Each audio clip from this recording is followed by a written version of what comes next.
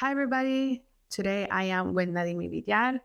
She is a Belizean filmmaker and amazing production designer. Thank you so much, Nadieme. It's such an honor to have you here. From met you one day on set to finally have you here in the podcast. I'm so excited.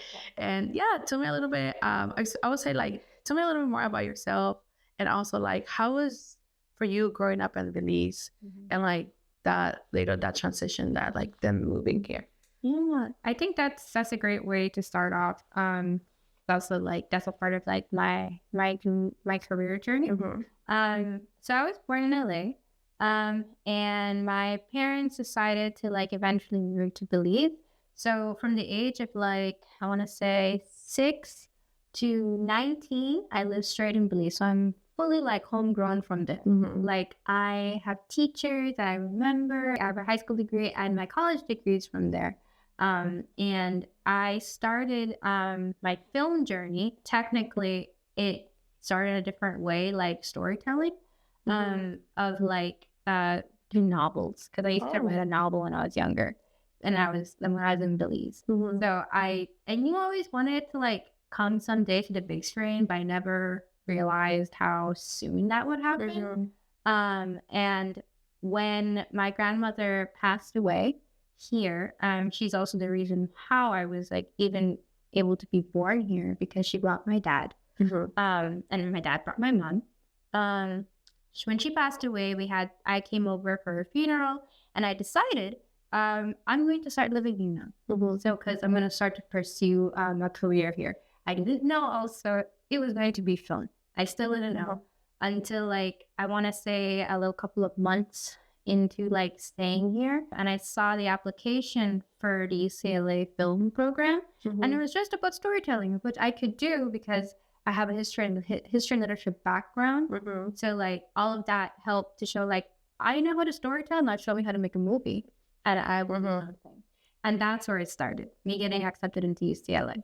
So that's how I've been doing filmmaking for 2 years, going for 3 now. So you're born here, kind of grew up in Belize, then you're back, but you always have been in storytelling, books. When you were in Belize, you said you were writing novels. So what did inspire you to kind of write novels? And how was the culture over there in in Belize that inspired you to get into storytelling, right? Because I feel in Central America sometimes they don't push you to go that route, you know. So what was that inspire you to kind of pursue literature and film in the future, you know what I mean? I realized really early in in high school about what I'm good at, what I'm not good at. I really wanted to be a scientist or something, but very quickly in high school, I'm I can't do chemistry, so fuck that. Sorry, but don't worry. I'm sorry, it's just this is not the career for me. So, and in high school, we're offered 3 different paths. So we're offered business, science, or the humanities. I took humanities because I was just I think this is going to serve me better, especially because I do want to become a novelist. I think in part because they don't encourage it, really, truly. It's a great education, truly. I learned about Caribbean history, and I learned about Caribbean literature, and also about British and prose and poetry. We were learning from all the acclaimed academia, but I chose to go into history and literature just because I felt that was just my calling. The only way I could storytell is through a novel, because that's all we were learning through. Film doesn't exist there, and drama on a stage doesn't really happen there either. So it's just okay, and that was kind of a risky move to do. So I was if I can, then on my spare time, I'll novel write, but I'll try to use this to be a lawyer or something. But yeah, it's more because that wasn't a for sure thing, but I knew I'm good at it. That's why I stayed doing history and literature. Yeah, I think also you said you were reading a lot of that because there's not a lot of films about Belize. There's not a lot of film that industry kind of it's almost not existent over there, right? Yeah. And it's for me, one of the questions that I have is there's a lack of representation of Belizean stories, in general.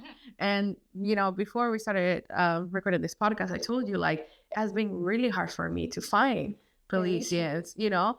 And I know people have been asking me, you know, but like, I was just like, I've been trying, you know? And it's like, and then I remember when I met you and I told you, like, it's just very hard to find. To me, I'm like, I know they're out there and we still have to find them, you know? But hearing from you that it's like, you guys read a lot of like Caribbean stories, a lot of like British stories. How do like Belizean stories? We do. Okay. And then, but that's mostly in books. Yes. Okay. Which is why I said like that's like the only way I know how to storytell. Okay. Like, originally, at least. Okay. It's like when we were in high school, we had to read, and even some parts in primary school, which is known as elementary here. We had to read like Belizean novels. Okay. So we read like Caricatures of Belize. That's like a folklore anthology book, and Got Septiquin, which is a Creole Spanish book. Oh. So it's in Spanish, but Creole Spanish. Very different Spanish. But that was one that we had to read. We learn a lot about our history there. But yeah, like Belizeans are very fully like aware and like grown in like on like primary school and high school of like the basics of like our folklores and of our national heroes. So like it exists, but it only exists there, not in the diaspora. So like Belizeans out here now, when I run into them, they're typically a descendant. They're not from there. And it's clear as night and day. Because like what I used to get as education then, like their parents never got that. So it's kind of like, so not even they know about certain like novels or like those that we had to read. Finding books, films, and I think for Belizean here is very hard. And even like just finding Belizeans like community here in LA, I feel like just here and there, like I found them, and you like when you find them, you're like, oh my god, you're there, you know what I mean? Yeah. And it's like I can see also like that also disconnect of like when people that are first generation, it's like a lot of times like their parents don't teach them a lot of that, right? When it comes to stories from Belize, and I said like you like in Belizeans who have been born and raised or you know grew up in Belize, that they are very aware of that. Like when it comes to like visual media, like that's where I'm like very interested, because I know that this is a conversation we had before, because I mean we talk here about like lack of representation, specifically in Central America in general. But to me, I'm always like, I want to learn more about Belize. Like it's like about Belize, Panama, because let's be real, that's the in Costa Rica, but that's the Belize you hear, that's the Belize you find for some reason. But it's like how is the visual like? I know you said like films are not very out there, you know what I mean, but like I'm sure there exists to a certain level. So like you have studied in a little bit of the Caribbean, and I know you push a lot for that, a lot of for film representation for Belizean, for the Caribbean stories, and like that intersection of like Caribbean and like Belizean and Central American. So like how, I know you came from like literature, but like that little change, how you see like now, you know what I mean? Like is that media visual like expanding, and like what are like those steps that you think like we should like have more of this, you know? Yeah, in terms of visual, there's only like really from like BTB, which is from the Belize Tourism Board. So like they have like their own marketing people down there that like they share videos and whatnot. But in terms of like narrative storytelling, like there isn't a lot. Like I have found another person, and like her name is Samantha, and she's just gonna be able to do her short, it is called Little Bird Line, and she's a Belizean descendant, and she's gonna go film in Belize for the feature now. So we've been working together and talking with the Belize Film Commission over there, because they do have a film commission, which is something not a lot of people know, to like help teach kids over there about filmmaking, because we know it's non-existent, like it's very close to non-existent, and they have like a couple of movies have been filmed there, but not in like a Belizean story. And that's how I know, because of my background in high school, being in that humanities course, because like we had to read like Becca Lam, we had to read Old Benke, these are names that will ring to people who are from Belize, not people who are descendant of Belize and living elsewhere. Because I know like there isn't a lot of representation from it, I do have to like lean on to my other Latino or Caribbean folks. Like I have to, or else like I'm not gonna be able to make anything really. Like because there isn't a lot of Belizean filmmakers. I know a couple, but I don't know all. And also like we're so small. Like like none of us really have any like power, quote unquote, in the industry here, right? Well, they exist, and so yeah, it's like how do I've lived the experience of being a Belizean child, but I have the privilege of also being an American and taking those experiences, and that's like what pushes me forward to be a filmmaker here, because it's almost non-existent. And that's like what I really, really want to do, like more like Belizean and Caribbean like storytelling. It's very interesting how you said like you have to lean to our community. You have to lean to you know, other Central Americans, other Caribbean filmmakers, and in order to bring this to your country, right? To bring this to Belize. And also you here, like you have been very outspoken of like, you know, Belizean cinema, Belizean films. And it's like, I feel like for a long time, it was just you and another person like that I also knew, like it was Belizean, and like you guys are very outspoken of like Belize representation. You know what I mean? Let me tell you, like your work don't go unnoticed. You know, we appreciate y'all. Because again, this podcast started from that, you know, like, hey, I don't see a lot of Central America, but I always said like, well, this podcast is about Central America, and it's like, I cannot just forget my other brothers and sisters, you know, it's about that. It's about creating that gap, creating that little arm of like, come on, you know what I mean? Speak to the camera. Let's talk about it. Let's see what is our struggle, what is our stories. How is the gap? How is like creating that gap, that little bridge between like other Central Americans, other Caribbeans, in order to create this, make this happen, you know? Because like, if it feels like you have been pushing for this, you know, it's gonna get there, you know what I mean? But like, it's like, it feels like you have taken it as of like, I'm gonna make this because I grew up over there and the ASAP was not existent, and this all I learned from here, and I know we can grow more, even though like Belize can be very small. So like, how has been for you creating those connections and bridges with other communities in order to help your own community? Right. So like I was like saying earlier before we started the podcast, my own film, for it to happen, I had to tap into my Latino community, right? And I think the one thing about tapping into like the bigger like ethnic diaspora groups is that you find similarities. Like for example, like we love plátano. Yeah. We love plátano. It's gonna be on our thing. Also having that interchange between English and Spanish. That is something that like Chicanos can like relate to. Belize's main language is English, but we also have a dominant Spanish speaking like community. Because there's a lot of people here like, oh, you're from Belize, but you're like Mexican. And I'm like, yeah.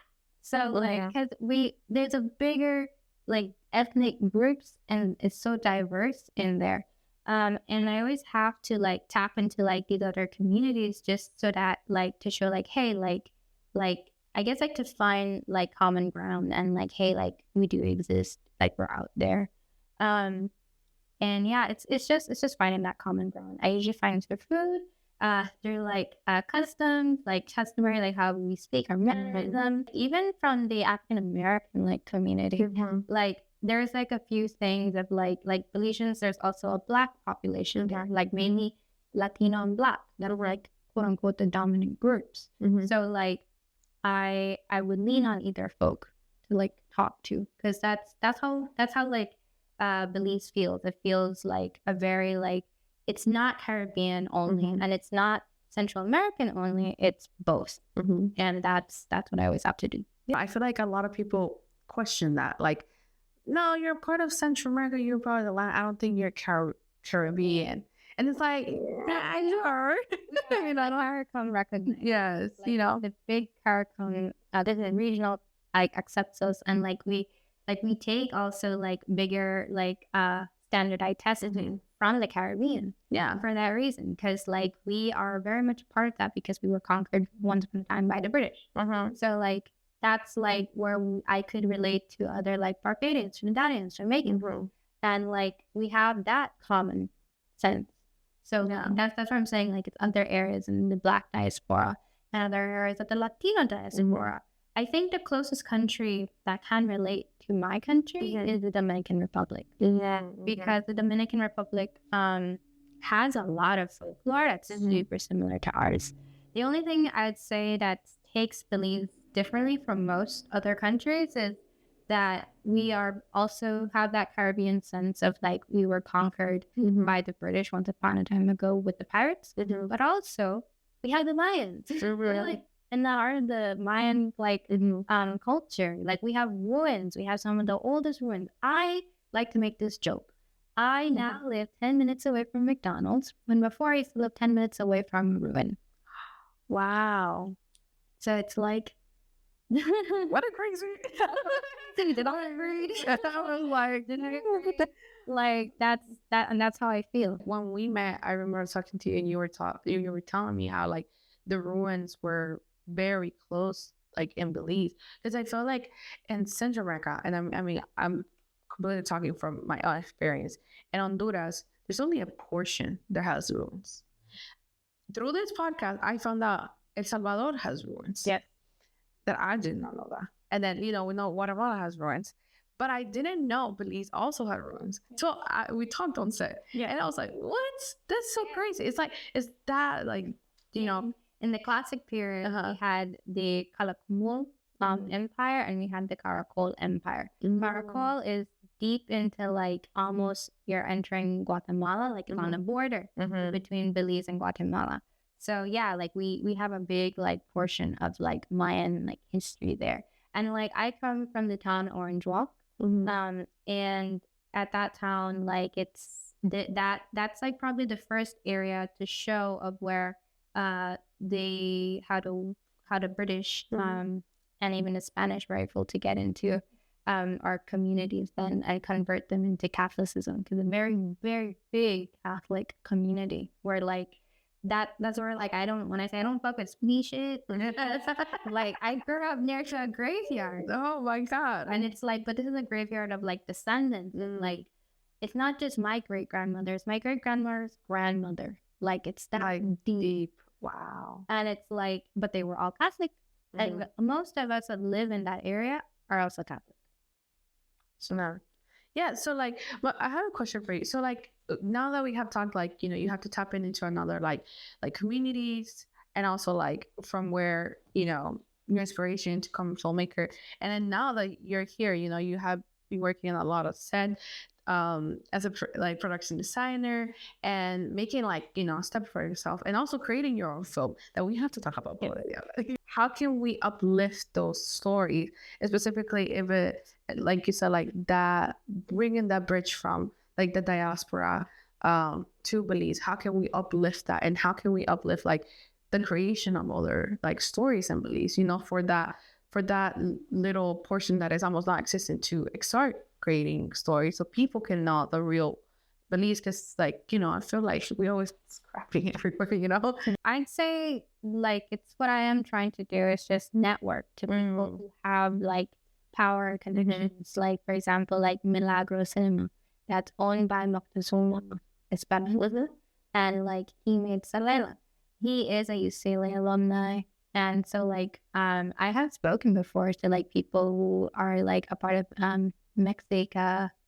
I'm trying to remember, it's like the Mexican American like filmmaker group. But I have to tap into like those places to be like, hey, I can like show my film, which is a Latino story, even though it's made by a Belizean director. Like I'm pushing into that bigger community to give a voice of like a Belizean who's homegrown from Belize, like is trying to be a director in filmmaking. Like that's how it's like tapping into those bigger connections like help, because you're like pushing the visual abilities like through.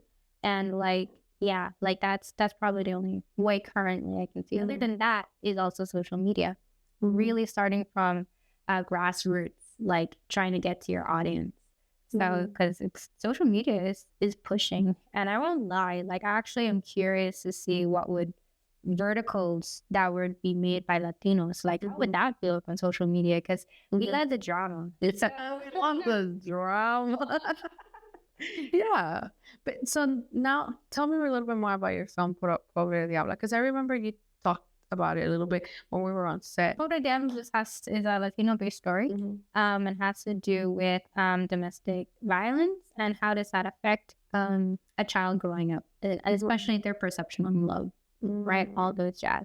It's not a taboo subject, but it definitely feels taboo at the same time, because like you don't see a lot of like stories talking about how does domestic abuse affect a child's perspective of love. Like it's like so deep, but everybody can probably relate. You don't have to be a Latino to relate to the emotions in the story. And like that was like the biggest thing of playing with that father-daughter relationship between Valeria and her father, and also with her mother Clara, because she and her mother have like a very like close connection. And so like she just does internally, she doesn't want to be like mom, find like someone who's going to abuse her the same way her father abuses her mother, right? And I think like I it's very in your face, but at the same time it's gonna reach to the point where like she has to stand up to her father. That's like the culmination of it, because that's where the root is of all her trauma, right? So it's kind of like how does she navigate that? I think it's so important, like you said. I think just trying to like also from your film, also what you said, like tapping into like other communities. It's like this is a topic that you don't have to be Latino to understand. You know what I mean? And I think like you said, it can be taboo, but it's not. Like that it's actual reality, you know what I mean? Domestic violence, divorce. It's like the child is usually the one who suffers the more than you know. And there's like, even if it wasn't like Latino and I switched the ethnicity to a different one, like anyone could relate to that. And that's kind of what I want in like all of my stories, whether whichever like ethnic background or location or geography, like wherever I want it to be, like that everyone can feel for the main character. And I feel like in that case, I'm making a difference and a contribution to cinema. Yeah, I mean, I feel like that's what cinema should be like, or like in art in general. You know, I mean, like even if you are from different background, like to feel inspired, to feel like some type of emotion, right? Because at the end of the day, that's what art, that's what cinema is. You know, like from books to art to film and all the stuff. You know, and I think like contribution not only adds to like representation, but also adds to like the medium of growing, like, you know, like the storytelling of what it is, creating something. I think I kind of lean to like social justice stories, just because like I think because of my academia, like when we learned about literature, we learned about storytelling first through poetry, which has everything to do with emotion. So like understanding the like what does mood do, like which affects the audience, right? From a poem, I take that same like thinking into like now learning like visually. Like that's why I'm always on set. Like when I was in UCLA, I used to be on set even for free, like a lot. And I didn't used to go in class on time, but that's okay. Because now I have like 40 films under my belt within 2 years. That's really impressive. And whether I have a high credit, a low credit, whatever, like the point is that I'm learning now how to transfer that like mood. How does that affect audience, but learning how to do it now visually. And it will like help me when I want to do actual like stories like that happen in Belize, or do we want to one day film it there? Yeah, you can do it. You can do it. And I think like, I mean, I want to give you flowers because even though we have not had the chance to work together, soon it will be, you know, but I remember you took me through your process a production designer, and I was mind blowing. Because you were like, oh, like how this color brings different emotion, and what like and you started talking about the nature and all this thing, and it's like it's the attention to detail to the point of like I'm saying from a director, right? Like, all right, okay, I have like this scene that I this person, they say like this person is from Central America, and I have like another one, just a subtle touch in the back that hints that it's Central. You know what I mean? Like those little things. I think like you took me through that process, and I was just like, you know. And I feel like I mean, sometimes we don't see it, but I think like my mom always says it to me, like, oh, like since I have been more like learning more about filmmaking through you, now I can pay attention to the background of other films. Yeah. You know, when I see like backgrounds, like an animation, they're like, I know that was not a 2 minutes design. It took time.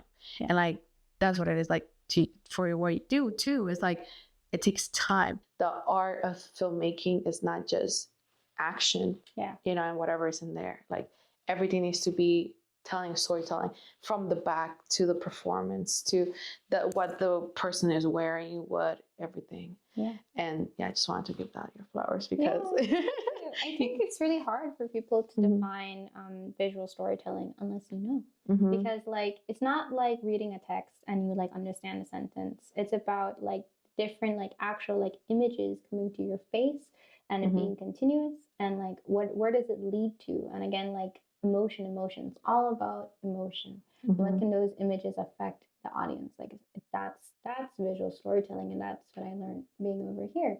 And it's like that's where I feel like I have like a full circle of like academia for me, because like if I never had those like teachers that would be like, this is like what happened like through slavery, right? Like we also read poems about like those things that happened. And then there's like these key words that tell you the struggles of these people. But they're all like pain. They're all like relation to pain, sadness, agony. And it's like when you learn about how all those words function, you understand like the like definition of it, the connotation, the context of it. You're like, oh, so if you have to create scenarios and stuff when you're being a filmmaker, you know that this like rose would symbolize like romance, because that's what we all understand. A person like crying like in tears, like you, it's like it evolves from there to like location, colors, and like aesthetic. Yeah. So yeah. Well, before we close the episode, I wanted to say, tell them where they can find you, and if you have any upcoming projects. Ooh, so I actually have one coming up, which is with the Belize, the film commissioner over there, which is that we're trying to boot up this teaching program over there so that we can teach people from Belize to be filmmakers, and what does it take to start opening the doors there, because we actually do have productions coming into Belize, but they can't use local talent because nobody does film there. So they have to bring in more people from like Atlanta and like from the US to like go and like work there. Now, where would you hire a makeup artist, from Belize or from here? Like, do you want to fly out all your crew, and it can help the economy in that way? That's like the biggest thing I'm trying to like help out, to show like if you make filmmaking over there, it can be an industry of itself that can help the people sustain themselves, right? It's another job, and that's amazing. And so like we're trying to do work to make that happen for people, whether to learn it on like directing. I'm going to be teaching screenwriting and production design. So I'm very congrats, girl. I'm excited for that. And so yeah, that's my upcoming project. I don't know when it'll happen. It'll have a cool way though, because we're trying to work with Belizean influencers, because there are Belizean influencers, and we're trying to help to spread out the word. So that's good. Oh my God, I'm so proud of you, because that's so much needed. You know what I mean? Like, so happy that you're bringing that part of like knowledge, because knowledge is power. And creating media, it's what's gonna give Belizeans the power to speak their experience to the world, you know? Yeah. So I'm so happy. Cannot wait to see you shine. And then tell them where they can find you. Oh yes, you can find me on Instagram. It's my same name, Nadieme .Villar. I'm NADIEME.VILLAR. And we're gonna link it in case. But thank you so much. It has been a pleasure to have you here. I don't know. I'm just like so excited, because it's like it's all full circle from being on set to when I remember you told me I'm Belizean, and I was just like I was like so happy. Yeah. But thank you so much for being here. Thank you. Thank you for having me. No, of course.